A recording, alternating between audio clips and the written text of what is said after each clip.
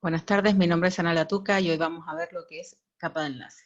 Vamos a ver muy rápido una pequeña introducción para luego ver lo que es PPP para poder hacer el práctico. La capa de enlace es la capa 2 del modelo OSI. La principal tarea de esta capa es tomar un medio de transmisión y transformarlo en una línea que parezca libre de errores. Brinda una interfaz física con el medio físico, control de acceso al medio y direccionamiento físico. Las capas de enlace desempeñan varias funciones. Por ejemplo, proporcionar una interfaz de servicio bien definida con la capa de red, manejar los errores de transmisión y regular el flujo de datos para que receptores lentos no sean saturados por emisores rápidos. Fíjense que lo que hace bien la capa de enlace es convertir el flujo de bits brutos que viene de la capa física en un flujo de tramas para que la capa de red lo utilice. Para ello se pueden utilizar varios métodos de entramado, incluido el conteo de caracteres, relleno de bits, relleno de bytes.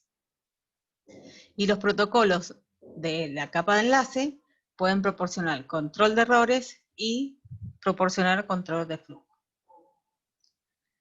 La función de esta capa es suministrar servicios a la capa de red. Siempre las funciones de las capas es suministrar servicios a las capas superiores. Ese servicio principal es transferir los datos de la capa de red de la máquina origen a la capa de red de la máquina destino.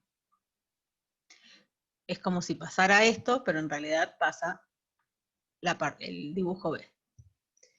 La IEEE va a dividir la capa de enlace en dos subcapas, la de control de acceso al medio, o MAC, y la de control del enlace lógico, o LLC.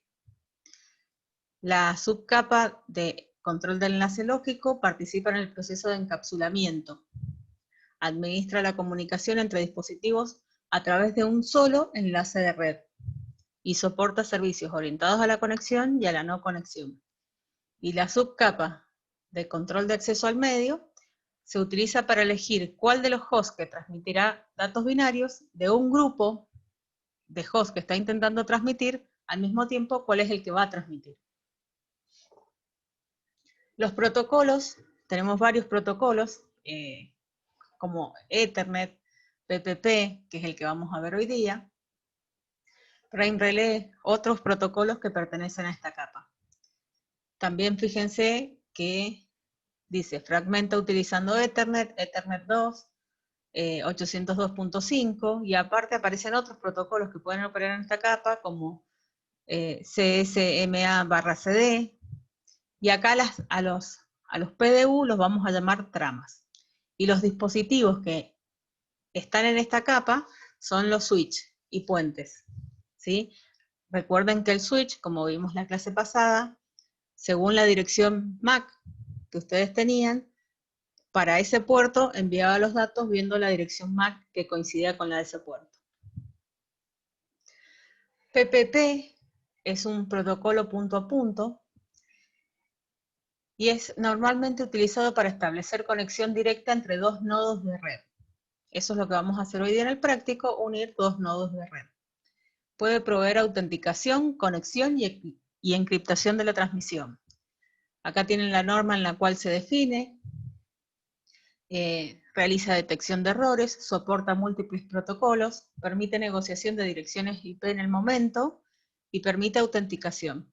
Además de transportar datos, PPP nos va a facilitar dos funciones: hacer autenticación utilizando claves de acceso, PAP o CHAP, y asignación dinámica de IP. Las tres características principales que proporciona: un método de entramado que delimita sin ambigüedades el final y el inicio de una trama. Ya vamos a ver ahora cómo es el encabezado y van a ver que cómo tiene el inicio y final de trama. También proporciona un protocolo de control de enlace para activar líneas, probarlas, negociar algunas opciones y desactivarlas en forma ordenada.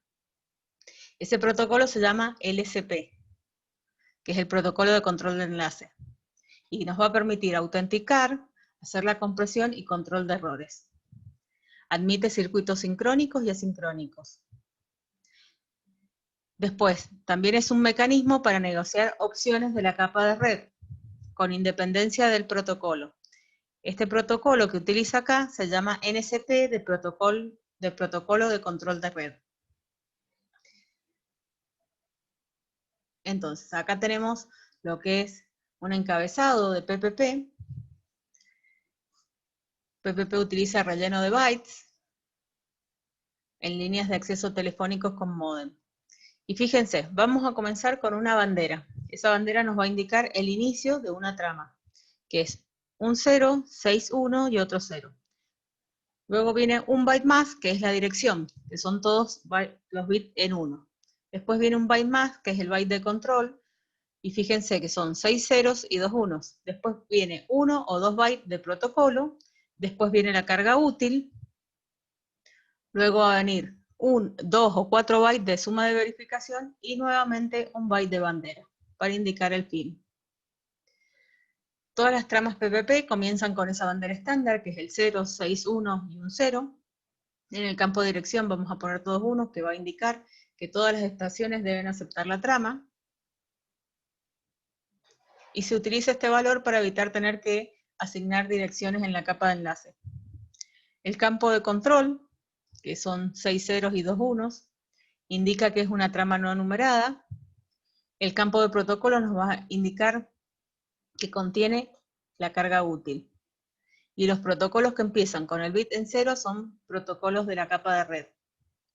Y los que comienzan con un bit en 1 se utilizan para negociar otros protocolos, como los que ya mencionamos antes, que fueron LSP y NSP. Luego viene el campo de carga útil, que es de longitud variable y admite hasta un máximo de 1500 bytes. Y una suma de verificación que es de 2 bytes, pero se puede negociar que fuera 4 bytes. ¿Cómo es la operación de PPP? Fíjense, empieza acá con la línea en estado muerta, después se detecta portadora, ahí se establece la conexión, si falla vuelve a la línea muerta. Si puede establecer, ambos acá van a acordar las opciones, entonces se va a autenticar. Si falla la autenticación, termina y vuelve acá a liberar la portadora de la línea muerta. Si no falla, si fue exitosa la autenticación, van a lo que es red y utilizan lo que es la configuración NSP, por el protocolo NSP. Entonces ahí pueden abrir y terminar. Las fases de esta operación: el protocolo inicia con la línea en estado muerta, como les dije recién, no hay una portadora, no existe una conexión física. Una vez establecida esa conexión física, se pasa al estado de establecer. En ese punto comienzan las negociaciones del protocolo LSP. Si tiene éxito, se va a autenticar. O sea, las dos partes van a verificar la identidad del otro. En la fase de red se configura la capa de red. Si la configuración tiene éxito, se llega a abrir y puede comenzar el transporte de datos.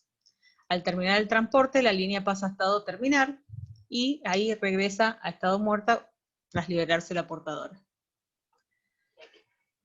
¿Qué otro dispositivo vamos a ver hoy que no pertenece a la capa de enlace, pero que lo vamos a utilizar? Es un router, que son los nodos. Estos están en capa 3 y nosotros vamos a hacer el práctico de PPP uniendo dos nodos, o sea, dos routers.